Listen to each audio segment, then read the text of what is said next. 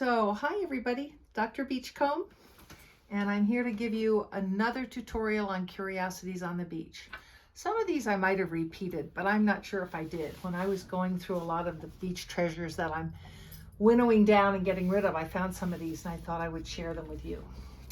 So let's get started. Let's start at the top here. This is a piece of sandstone that grew around a fossil shell, probably from the Miocene era. Can you see the pattern in there? Isn't that beautiful? It was a piece, I think, of Chesapeake. It was found over in Calvert Cliffs region on the western shore of Chesapeake Bay, which is the largest repository of Miocene era fossils, about 18 million to 22 million years old. And that's a piece of that. This is just a side of a conch shell or a whelk shell.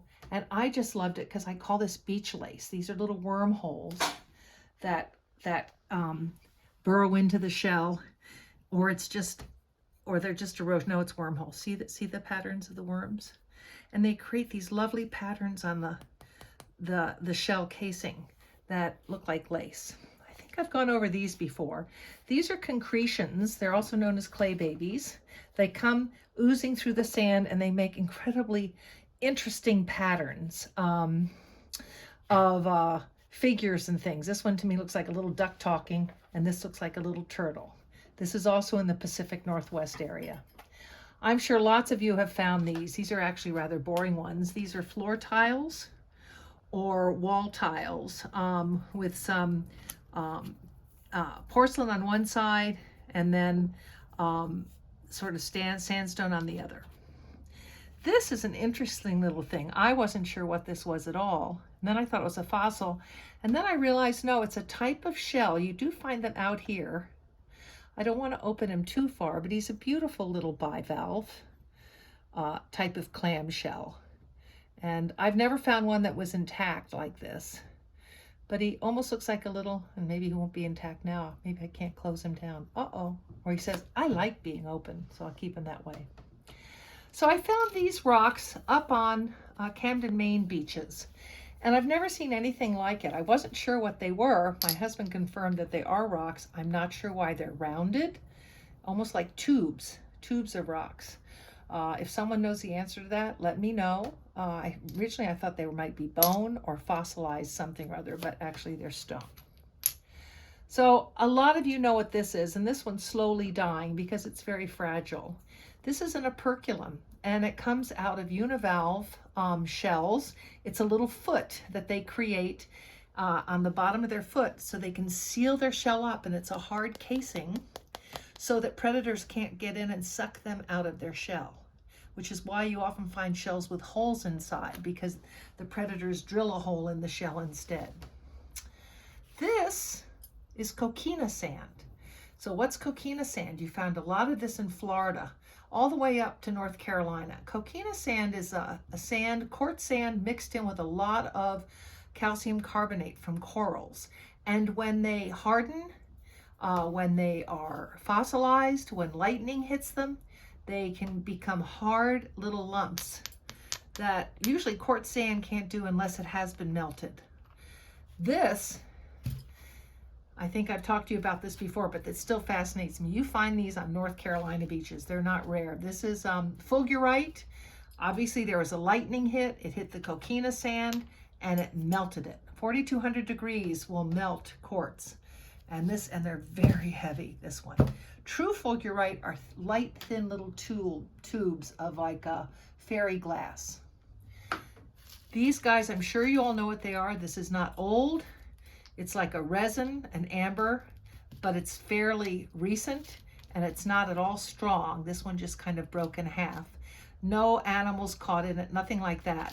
But it's a tree resin, and when you're beachcombing on the shores, particularly of rivers and lakes, you will find this if you're up in the northern hemisphere where there's a lot of fir trees. This you find all over the beaches of, I should say shoreline, the Thames shore. This is chert. I don't know if it has been purposefully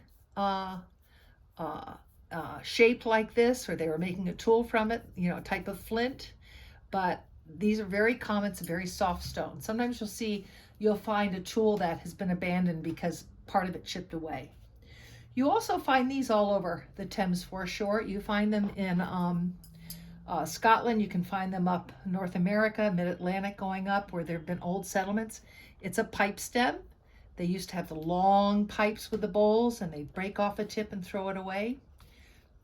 Okay, this guy looks like a stone, but it's not. It's very light. This is a sponge.